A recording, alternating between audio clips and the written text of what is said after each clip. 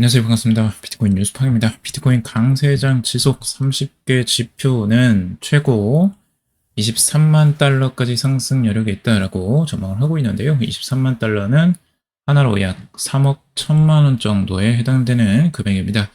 왜 이런 지표들을 나왔는지 그 구체적으로 이야기를 나눠볼 건데, 지금 30개 지표가 모두 다 아직까지 그러니까 최고점에 이르지는 않았다라는 분석들이 나왔어요. 그래서 그 구체적인 분석 내용들 살펴보도록 하고요. 도움이 되신다면 좋아요, 구독, 댓글, 알림 설정하셔서 최대한 빠르게 정보 받아보시길 바라겠습니다. 자, 코인글래스에서 이 비트코인에 대해서 100% 보유 유지를 권고했다라고 하고 있어요. 해당 분석은 온체인 데이터를 기반으로 이 강세장의 정점 시그널을 추적하는 이 30개 지표를 종합 분석한 결과라고 하고 있습니다. 이들 지표는 이제 온체인 지표라고도 할 수 있죠. 이 온체인 데이터를 이용한 지표들이고, 이들 지표는 비트코인의 가격 상승 여력이 아직 충분하다는 점을 뒷받침하고 있다라고 분석을 하고 있습니다. 현재까지 30개 지표 중 어느 하나도 장기적 가격 정점을 나타내지는 않고 있다고 하고 있어요. 3개 지표 모두가요. 이에 따라서 비트코인 가격은 향후 최대 23만 달러, 약 3억 1천만 원까지 상승할 수 있다라는 전망을 지금 코인글래스 같은 경우는 내놓고 있는데, 여기에서 이제 우리가 지표들 몇 가지를 이제 볼 건데요. 주요적인 지표들 대부분이 지금 이제 기준치에 대비해서 어떤 지표인지, 그러니까 지금의 그 현 상황이 어느 정도인지를 이제 나타내는 것들이고요. 현재 상황과 그리고 기준 지표입니다. 그래서 여기에서 이제 사이클의 뭐 4 이상이면 이제 고점인데, 지금 아직까지 4 이상이 아니다 라고 지금 비트코인 AHR 999 인덱스에 대해서 이야기를 하고 있고, 하이사이클 탑 인디케이터도 지금 16만 5,763 이상이거나 같으면 이제 고점인데 아직 이하라는 거죠. 그래서 상승 여력이 더 남았다라고 보고요. 피어 멀티플 같은 경우도 이제 채굴에 관한 지표인데, 지금 2.2 이하다, 2.2 이상이 지금 안 되기 때문에, 그 기준에 충족하지 않기 때문에 아직까지 상승 여력이 있다라고 보는 거예요. 레인보우 차트, 비트코인의 레인보우 차트도 지금 5 이상이어야지 지금 이제 픽인데, 아직 그 시점까지 가지 않은 이제 3이다라고 이야기를 하고 있는 거죠. 대부분이 그 기준치보다는 지금 낮거나 높거나 이제 다 그런 기준이에요. 그래서 픽이 됐을 때, 최고점에 도달했을 때의 기준들과 비교를 해본 거고요. 명확하게 지금 아직 그 고점에는 도달하지 않은 지표들을 지금 이야기를 하고 있습니다. 정말 많은 지표들이 있죠. 30가지나 지금 여기를 이야기하고 있는데, 주요적으로 많이 사용하는 것과 또 그냥 그렇게 주요적으로 많이 보지 않는 지표들도 많이 있어요. 하지만 이런 지표들은 아직까지 정점에 도달하지 않았다라고 지금 해석을 하고 있습니다. 그리고 트레이더 카스 앱이 같은 경우도 SNS를 통해서 이번 사이클에서 비트코인은 13만 5천 달러까지 13만 5천에서 23만 달러 사이에 도달할 수 있다라고 이야기를 하고 있습니다. 주요적으로 이제 파이사이클 톱과 시장가치 대비 실현가치 비율인 MVRV, 그리고 장기 상대 강도 지수 등을 지표로 지금이 아직 정점이 아니다라고 분석을 하고 있습니다. 자, 파이사이클 탑의 지표를 한번 가져봤는데요. 파이사이클 탑 같은 경우도 아직까지 정점을 찍진 않았어요. 이 111일 이동평균선과 지금 350일 이동평균선, 두 가지 지표를 기준으로 해서 지금 나타내고 있는데, 이게 이제 교차하는 요 시점, 단기적인 이평선이 이제 장기 이평선을 이렇게 딱 크로스하는 요 시점이 거의 이제 고점에 해당되는 경우가 많았다는 거죠. 예전에도 그때부터 이제 하락세 이렇게 돌아설 때가 많았기 때문에, 이 파이사이클 탑 인디케이터도 꽤 많은 신빙성을 얻고 있습니다. 그래서 여기에서 이제 나타내는 것들이 아직까지 이 상승 여력이 남아 있다는 거죠. 아직 이 고점의 장기 이동 평균선이 350일 이동평균의 2배, 여기에 해당되지 않는다. 아직까지 가격이 거기까지는 도달하지 않았고, 그리고 이동평균선, 이제 단기적인 이동평균선이 111일 이동평균선이 거기까지 도달하지 않았기 때문에 아직까지는 이제 고점이 오지 않았다라고 이야기를 하는 거예요. 그래서 이런 부분들, 지금 이걸 이제 옆으로 그 차트로 지금 이제 고점과 저점을 이야기를 하고 있는데, 최고점에 도달했을 때 그 지점들은 계속 낮아지고는 있지만 아직 그 추세선의 상단까지도 도달하지 않은 부분을 우리가 알 수가 있죠.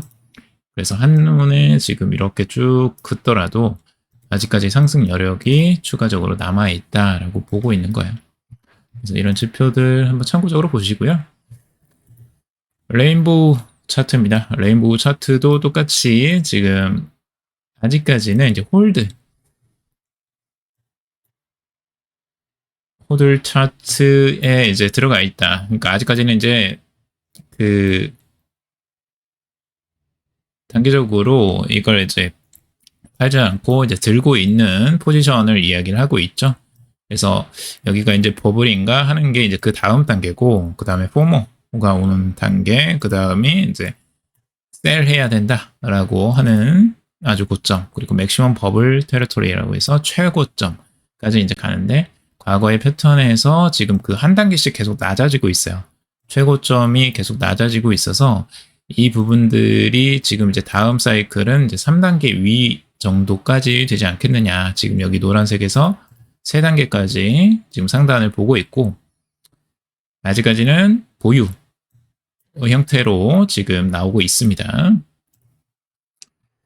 자, 그리고 비트코인의 가격 분석을 지금 작년과 유사한 패턴이라고 이야기를 하고 있어요. 이 중동의 긴장 속에 지금 반등했던 패턴들을 이야기하고 있는데, 2024년에도 똑같이 최근에 이스라엘의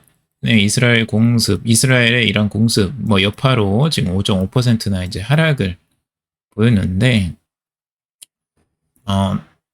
예전에도 이렇게 이제 공습을 하면서 이란의 이 미사일 공격, 이스라엘 공격을 하면서 비트코인이 8.8%나 하락을 했지만 급등으로 전환해서 연말에 80%나 상승한 바가 있었다는 거죠. 이때죠.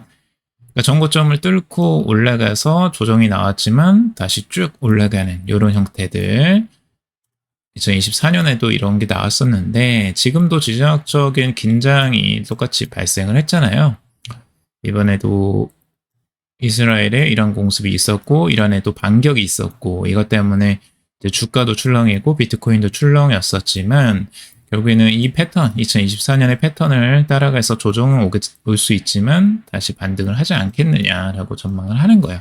제가 이건 어제도 이제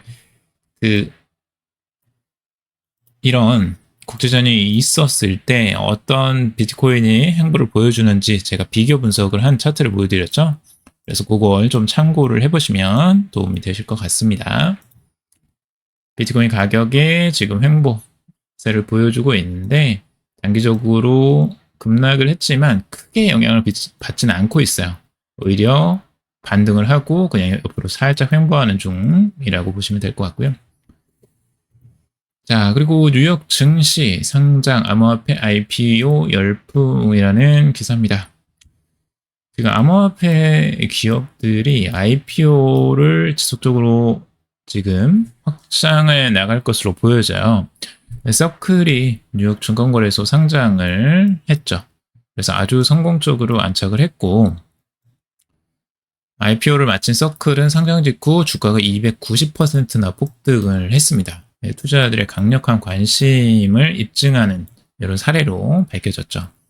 서클이 얼마나 인기가 많은지, 암호화폐 시장에 얼마나 사람들이 관심이 많은지를 이제 반증하는 거다라고 해석을 하고 있고, 근데 이제 서클에서 끝나는 게 아니고 다른 기업들도 똑같이 지금 이 상장 준비를 하고 있다라는 겁니다. 우선 6일날 윙클보스 형제가 설립한 암호화폐 거래소인 제미나이가 지금 SEC에 비공개 상장 신청서를 제출했다고 해요. 그리고 11일에는 피터 티이 지원하는 암호화폐 거래소인 블리시도 IPO 계획을 발표했고요. 그리고 추가적으로 또 큼직큼직한 것들이 나오고 있습니다. 미국 암호화폐 거래소인 크라켄도 2026년 초 상장을 준비 중에 있고요. 그리고 비트고, 미국의 규제 승인을 받은 수탁 업체죠. 비트고도 올해 IPO를 목표로 하고 있다라고 하고 있습니다. 여기에 이더리움의 공동 창립자가 설립한 이 메타마스크 컨센시스 이 하드웨어의 컨센시스라는 이 기업과 메타마스크 개발사죠.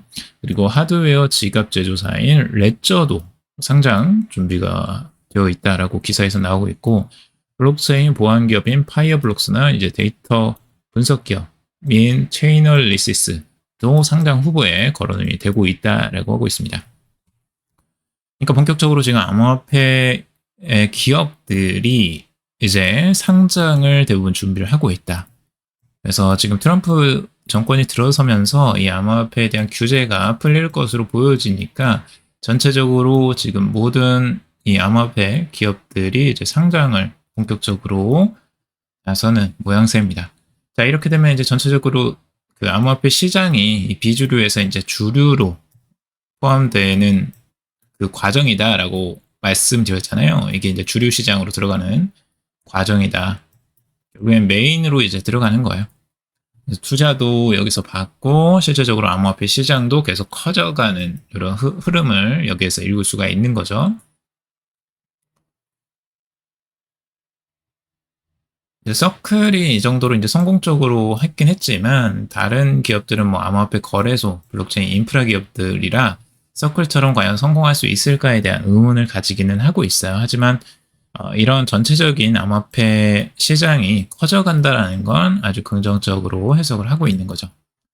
서클의 주가만 보더라도 상장하고 나서 정말 급등하는 양상들을 보여주고 있어요. 꼭 무슨 알트코인 움직이듯이 엄청난 폭등을 하고 조정을 보였지만 다시 또 상승하고 뭐 25%나 상승하는 이런 흐름들이 나오고 있습니다. 진짜 알트코인보다 더해요. 요즘에 이런 주가를 보면. 자, 그 서클은 또한 이제 아마존이나 월마트 같은 기업들과 협력 기회가 커졌다라는 기사들이 나오고 있는데, 스테이블코인이 앞으로 전체적으로 확산될 것을 지금 예상을 하고 있습니다. 스테이블코인 발행사인 서클의 제레미 알레어가 지금 대형 유통기업들과의 협력을 확대하고 있다라고 말을 했다고 해요. 그래서 스테이블코인을 중심으로 한 결제 혁신이 가속화되는 가운데 판매자 생태계에서 입지를 넓히려는 행보로 해석이 된다라고 이야기를 하고 있죠. 지금 여기에 이제 아마존과 월마트가 미국 내 스테이블코인 발행을 검토 중인 것으로 지금 알려져 있다라고 기사가 나오고 있어요. 이들 기업들이 이제 자체 디지털 통화를 도입할 경우에 결제 속도와 비용 절감 면에서 강점을 가질 수 있다라고 이야기를 하고 있죠. 하지만 여기에 대해서 월마트도 답변을 거부했고 언급을 거부했다고 해요. 아마존 같은 경우는 적극적인 답변을 내놓지 않고 있다라고 보니까 이게 어느 정도 이제 냄새가 나죠. 예, 아니라고 하면 명확하게 아니라고 이야기를 할 텐데 그렇게 얘기를 안 하고 있다라는 부분들이 뭔가 스테이블코인이나 관련된 결제를 지금 준비하는 게 아니냐라고 이제 추측을 하게 만들고 있고요. 여기 전자상거래 플랫폼이 이제 쇼피파이 같은 경우도 서클의 달러 연동 스테이블코인이 USDC를 결제 기본 옵션으로 채택을 했습니다. 자, 이렇게 되면 전체적으로 이 큰 기업들, 빅테크 기업들도 뭐 애플도 스테이블코인을 사용할 가능성들이 지금 거론되고 있어요. 그 정도로 스테이블코인 시장이 급격하게 성장할 가능성이 높다. 그러니까 애플이 비트코인을 지금 당장 이제 뭐 비축을 하거나 이건 어렵지만 결제는 활용할 수 있다라는 거죠. 이건 리스크가 좀 적으니까요. 여기에 대한 주주의 뭐 그런 그 찬반 논쟁을 하기에는 오히려 스테이블 코인을 활용하면 더 많은 소비자들을 끌어들일 수가 있잖아요. 스테이블 코인 자체가 이제 카드 결제만을 하는 것보다는 현금 결제만 하는 것보다 훨씬 더 다양한 소비자들을 끌어들일 가능성이 높기 때문에 애플이나 뭐 이런 빅테크 기업에서도 굳이 이걸 막을 이유가 없어요. 오히려 더 확산되면 확산됐지. 그래서 스테이블 코인이 확장될 가능성이 굉장히 높다라고 볼 수가 있는 거고요. 심지어 이제 알리바바도 스테이블 코인 발행에 뛰어든다라고 이야기를 하고 있어요. 홍콩에서 라이선스 신청을 계획하고 있다라고 하는데 알리바바도 예전에 이제 핀테크 기업인 엔트그룹을 통해서 이런 이제 코인 발행이나 이런 부분에 관심을 많이 가졌었어요. 하지만 이제 중국에서 엄청난 제재를 받았죠. 그래서 중국 내에서 이 제재를 받고 나서 한번 두드려 맞아서 이걸 이제 다시 우회적으로 지금 계속 생각을 하고 있다가 이제 홍콩 쪽으로 좀 눈을 돌리는 것 같아요. 홍콩 쪽에 조금 더 이 부분을 좀 풀어주고 있으니까 이 스테이블코인 라이센스를 이제 신청을 하고 있다라는 거죠. 여기는 알리바바 그룹도 이제 스테이블코인 발행을 나설 가능성들이 여기서 열려져 있고요. 결국에는 글로벌 핀테크 기업들이 너도 나도 지금 스테이블코인에 굉장히 관심이 많다라는 걸 반증하는 거예요. 이런 것들이. 지금 홍콩에서는 이미 스테이블코인 법안을 통과를 시켰습니다. 5월 30일에 공식 공포가 되기도 했었고요. 그래서 8월 1일 발효된 법안의 이제 첫 번째 라이선스는 올해가 가기 전에 발급이 될 것으로 지금 예상을 하고 있습니다. 홍콩이 굉장히 발빠르게 지금 움직이고 있어요. 우리나라도 지금 스테이블코인 법안을 지금 이제 통과시킨다 만다 이제 얘기가 많이 나오고 있는데 빠르게 지금 우리나라도 지금 이런 부분들을 통과시켜서 제대로 이제 경쟁력 있는 스테이블 코인을 좀 만드는 회사들이 나왔으면 좋겠습니다. 자, 그러니까 스테이블 코인은 지금 이제 대세가 됐다라고 보시면 될 것 같고요. 스테이블 코인이 대세가 되면서 실제적으로 암호화폐 시장에는 긍정적인 영향을 미칠 수밖에 없다. 스테이블 코인 자체가 이제 암호화폐이고 암호화폐의 친화적인 시장이 이제 나오는 거죠. 친화적 시장이. 그래서 비트코인이나 다른 알트코인들의 접근성 이런 것들도 빠르게 확산이 될 것으로 보여지고 그런 부분이 긍정적으로 지금 해석이 되고 있습니다.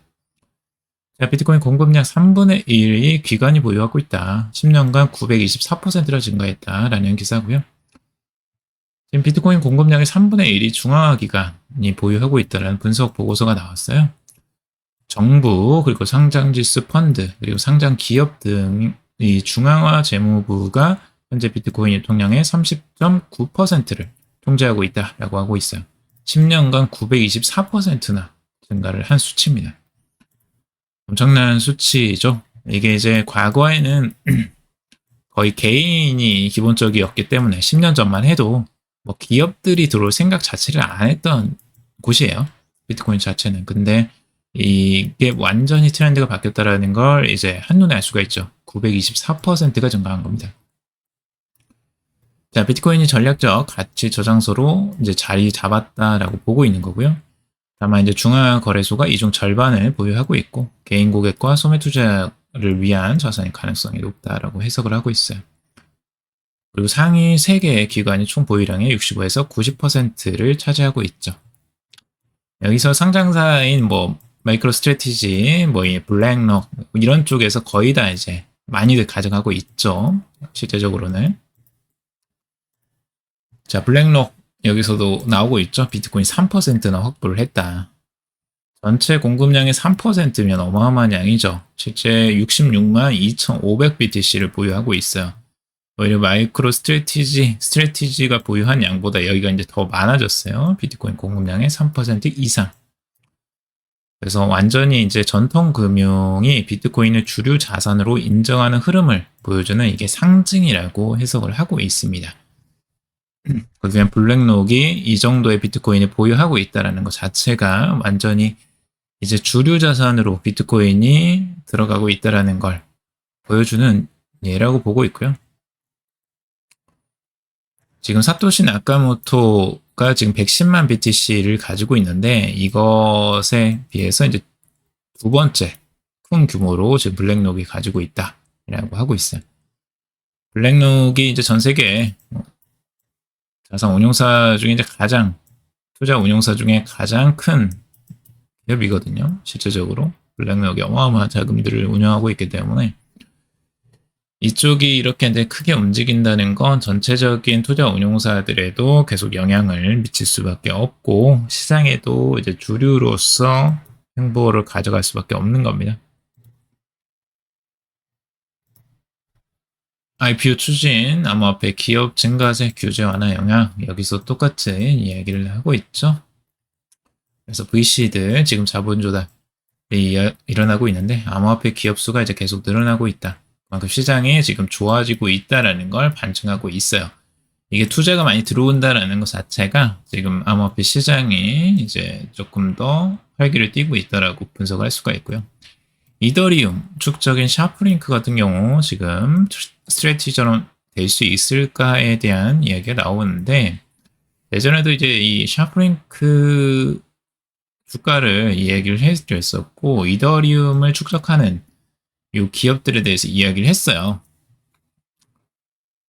샤프링크 같은 경우는 이더리움을 이제 주요적으로 매수하는 기업, 스트래티지는 이제 비트코인을 매집하는데 여기는 ETF를 매집했는데 오히려 주가는 떨어졌다는 거예요. 지금 샤프링크 주가가 이제 왜 그랬나에 대한 이야기들이 또 나오는데 하루 만에 69%나 급락을 했다는데 증권거래위원회에 이제 제출된 주식 등록 공시 직후에 발생한 급락이라고 하고 있습니다. 사전 자금 조달 방식인 이 PIP 비공개 투자 계약에 따른 주식과 워런트 등록 사실이 알려지면서 시작이 됐다라고 하고 있고 해당 공시는 이제 신규 투자자가 원하는 시점에 주식을 매도할 수 있게 하는 건데 이게 이제 매도 시그널로 이거를 받아들였던 거예요. 그래서 이더리움을 이 주식을 이제 매도하는 부분으로 해석을 하면서 시장에서 갑자기 급락 신호가 이제 왔던 거죠.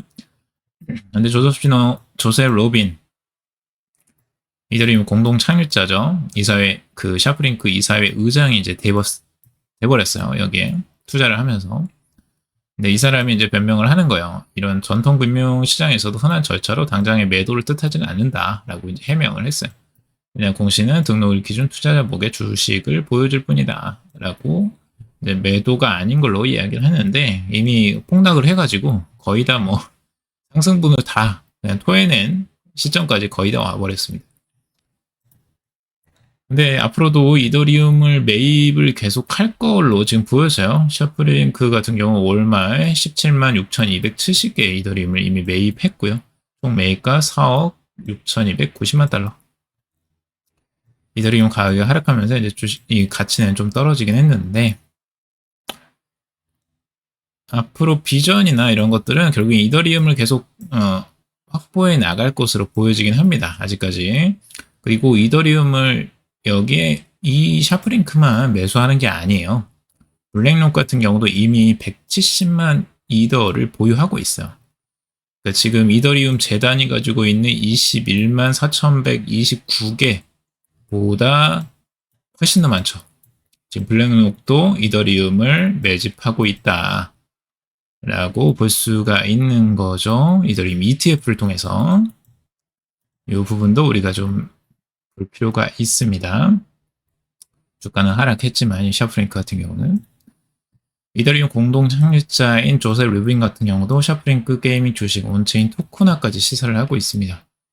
그래서 지금 흐름이 지금 많이 바뀌고 있어요. 실제적으로 여기에서 많은 것들을 바꾸려고 하는 것 같고 이 주식을 토큰화해서 온체인 토큰으로 전환할 가능성도 여기서 시사를 하고 있죠. 그래서 이사회 이제 의장까지 이사회 의장으로 이제 겸임을 하고 있기 때문에 충분히 이게 가능할 것으로 보여지고 샤프링크에 이미 많은 투자를 했기 때문에 이것들이 충분히 일어날 것으로 보여집니다. 이걸 장기적으로 샤프링크 주가가 이제 어떻게 될지는 한번 지켜봐야 될 것 같고 이건 진짜 무슨 알트코인 덜이 갈아요.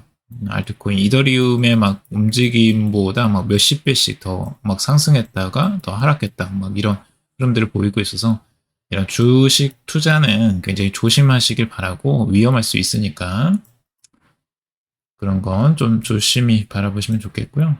근데 이더리움에 대한 매수세가 지금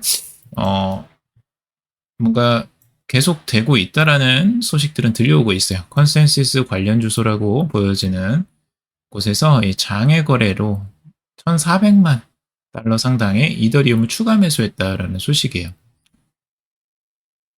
그래서 5,463 이더를 추가 매수한 걸로 지금 나타나고 있어요. 컨센시스 관련 지갑이라고 지금 생각되는 곳에서 이렇게 매수가 일어났다라고 하고 있고 그러니까 컨센시스는 계속적으로 이더리움을 어떤 이제 매집을 해나가는 전략을 계속 짜고 있는 것 같습니다. 앞으로도 이런 부분이 이제 샤프링크를 통해서도 계속 매집을 했는데 컨센시스도 자체적으로 뭔가 이더리움 계속 매수해가는 흐름들을 보여주고 있어요. 자, 비트코인과 이제 금은 물론 국채 시장까지도 이제 금 넘어서 국채 시장까지도 비트코인이 넘볼 것이다라고 여기서 나오고 있는데 비트와이즈의 이제 헌터 호슬리 CEO가 비트코인 경제 시장이 23조 달러의 금 시장을 넘어서서 30조 달러 규모의 미국 국채 시장까지 포함한다라고 아주 과감한 전망을 내놓고 있습니다. 비트코인의 기회는 단순히 금에 머무르지 않고 30조 달러 이상의 국채 시장을 포함한 새로운 저장 가치 수단으로서 확장 가능성을 보여주고 있고 이런 주장을 계속 펼치고 있다고 합니다.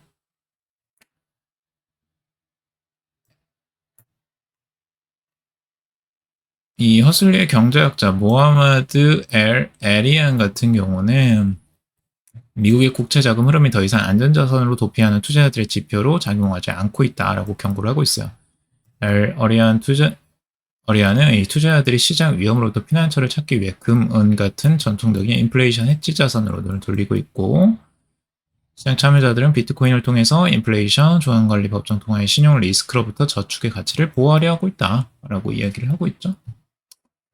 그리고 지금 국가부채가 계속 늘어나면서 이 부분에 대한 위험성을 계속 보고 있는 거죠. 그래서 이런 국채에 버금가는 이 비트코인의 힘이 나오지 않겠느냐라고 전망하는 것 같습니다.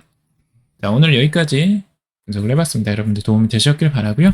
도움이 되셨다면 좋아요, 구독, 댓글, 알림 설정하셔서 최대한 빠르게 정보 받아보시길 바라겠습니다. 투자에 관련된 정보들은 참고사항일 뿐이고 조언이 아니니 투자하실 때 여러분들 스스로 꼭 판단하시고 결정하시기 바라고요. 그분도 방송 들어주셔서 정말 감사합니다.